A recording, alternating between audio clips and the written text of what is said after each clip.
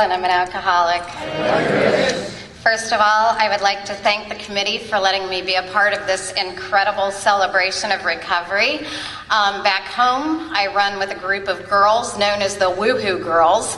So we kind of brought that from the bars into the room. So all I can say about being here is woohoo! So, feel free to jump in at any time. I am very tickled to be here, though, and I absolutely have to thank my hostess, Jolene. We are quite convinced that we were separated at birth. It has been so funny because her husband's sobriety date is on October 27th.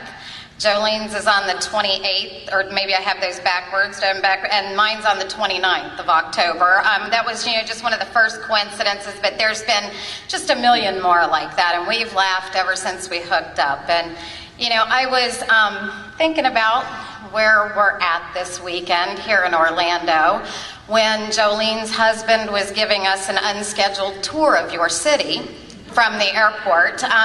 We got to see a little more of it than we had anticipated, but we won't talk about that, will we, Phil? But I got to thinking about it because the last time that I was here, was 13 years ago. And I was, not actually in this area, but in this part of Orlando. I was bringing my son here as one of the gifts of recovery to come to Disney World, and it kind of made me think about it as we're driving through there, and I'm seeing some sights last night, and I thought, when I was a little girl, I always thought when I grew up, I would be a princess. And I don't know, how many of you women, by a show of hands, ever thought, I can be a princess too? Yeah, I knew there'd be a lot of you. Now, I probably shouldn't leave the guys out. There may have been some of you guys that thought you wanted to be a princess when you grew up, but I will not make you raise your hand, okay? That's all your deal. But what I realized as we were driving around your fine city is that alcoholism stole my crown.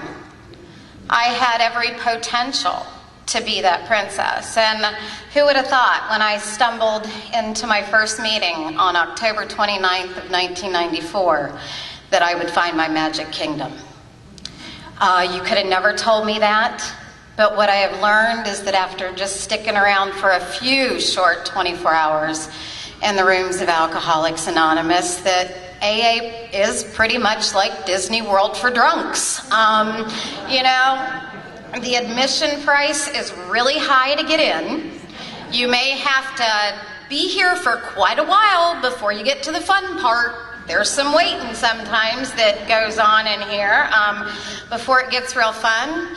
I've been taught I need to keep both my arms and my legs inside of AA, or I'm not going to enjoy the ride.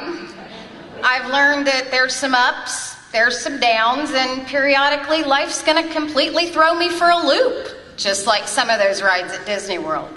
But I've also learned if I just hang on and enjoy the ride, what happens is this becomes the happiest place on earth. And that has been... Thanks, Maria, for starting the Pep Rally. That's one of my friends that I met last time I was in Orlando. It's really great how those friendships develop. But I also was thinking, though, as we're driving around on the tour, that I'm just awfully glad there was not a little man standing at the door at my first AA meeting going, you need to be this tall to come in, because I would have never made it. I have on 4-inch heels. I do that so I can see over the podium, I think that's why they hooked Jolene and I up. I'm just full of gratitude to be here at your meeting, but there's a few things that I've been taught that I must do to maintain my membership here at the happiest place on earth. And one of those is to have a home group, which I do.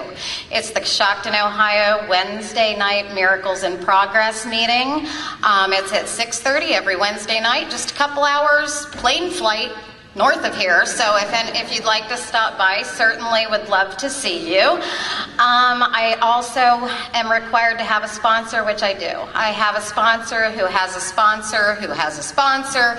It goes on and on and on. I believe I have the strongest line of female sponsorship in the rooms of Alcoholics Anonymous today. And that is not because I feel like there's anything wrong with any other line of female sponsorship.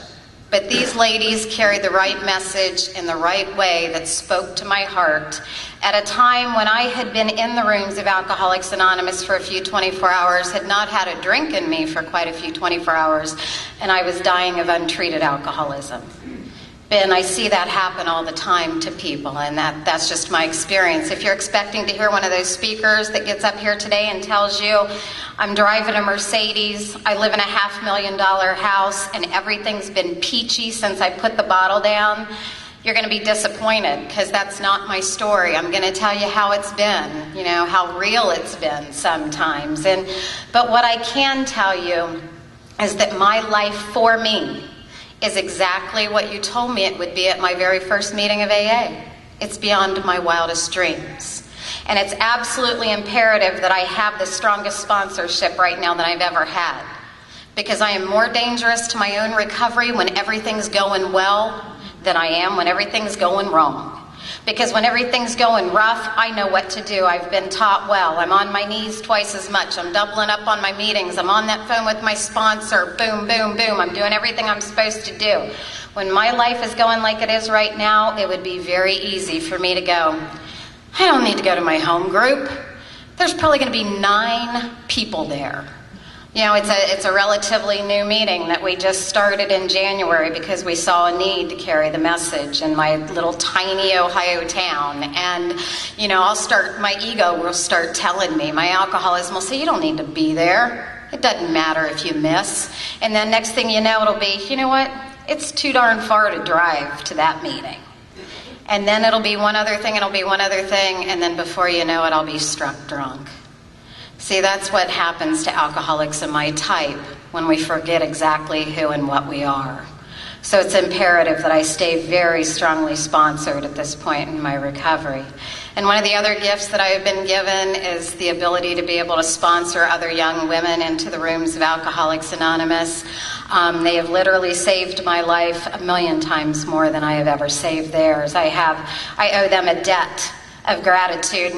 And there was a movie out not too long ago, a kids movie called Where the Wild Things Are. I can tell you where they are. I sponsor them. If you would like pictures, I can show them later. It is the craziest bunch of people you've ever met in your life, but it's what keeps me sober, and I know it. And as honored and as grateful as I am to be of service in this kind of arena, I don't believe like this is the real service in Alcoholics Anonymous. Not for me, but I am an active member. I'm talking about from behind this podium. I'm a very active member in the rooms of Alcoholics Anonymous. But that doesn't speak well of my program of action. That speaks well of my family of sponsorship. See, when I walked into my first AA meeting, if I could have knocked you down, stolen your recovery from you, and ran right out that door, that's exactly how I would have rolled. My grand sponsor, Polly, always says, yeah, I wanted to be a lawyer, but I don't want to go to school. I get that. I completely understand that, and that's how I am too. See, for me, commitment and service of this type are hereditary ethics. I did not come in here with them. You taught them to me. But standing behind this podium, as I was going to say, is not the real service for me. I've been taught the highest you get in recovery is servant, not speaker. And the real service for me is at 3 o'clock in the morning when my phone rings and there's a suffering alcoholic on the other end. Am I willing to suit up and show up then when nobody's looking? Am I willing to do the deal when nobody is going to thank me? And nobody's going to shake my hand, and nobody may be kind and loving. I've also learned that the real service in Alcoholics Anonymous is practicing these principles in all of my affairs. And part of that has been with my family and making amends. And I was very, very blessed to have time in my life with my father, who had always been my #1 fan, who I was his princess my whole life, his whole life. And one of the amends that I had to make in my program of recovery was to my father, because I had harmed him deeply. My father watched his wife of 52 years, my mother, die as a direct result of this disease from the DTs in one of our local hospitals. So needless to say, when I walked into the rooms of AA and he began to see me getting sober, he loved you instantly. But one of my amends to him, I made a direct amends, then an ongoing amends, was every year on his birthday I would do something special for him.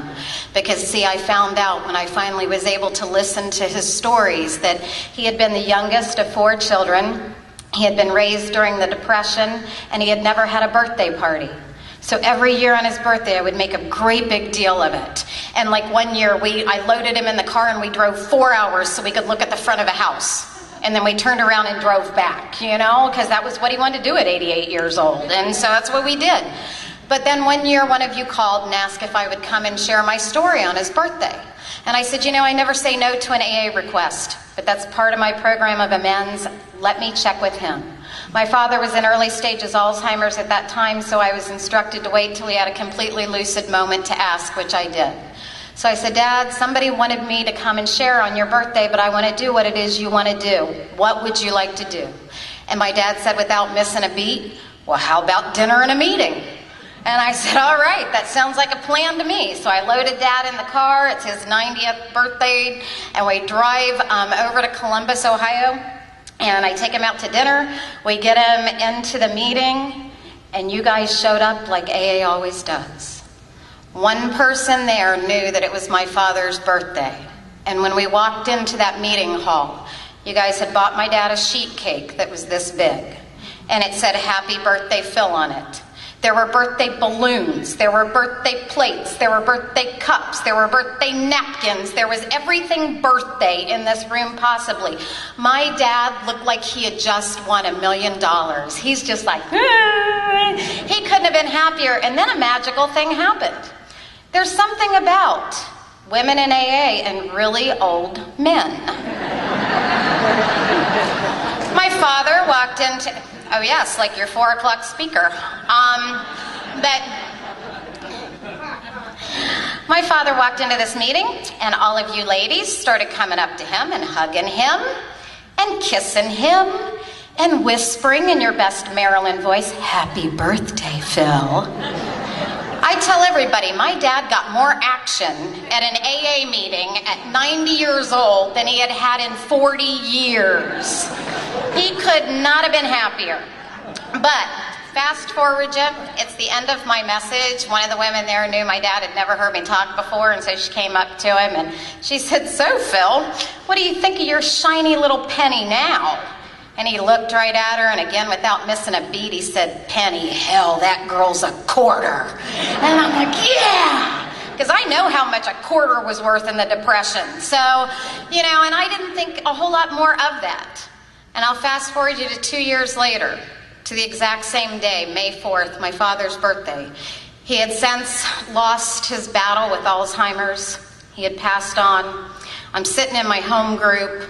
I'm feeling pretty melancholy because I'm missing my father. He meant the world to me. And I just can't, you know, I hate the fact that he's gone. And I remembered how much he loved Alcoholics Anonymous, and I was looking around the room thinking how much all of you meant to him. And as is typical redneck style in Ohio, at some point during the meeting I had kicked off my shoes, and the meeting's getting ready to wind back up. And so I go to slip my shoes on, and I feel something in my shoe. And I'm like, oh my gosh, what is that? And the way my crazy alcoholic mind still can work, my head said, a poisonous spider has climbed into your shoe. It's going to bite the bottom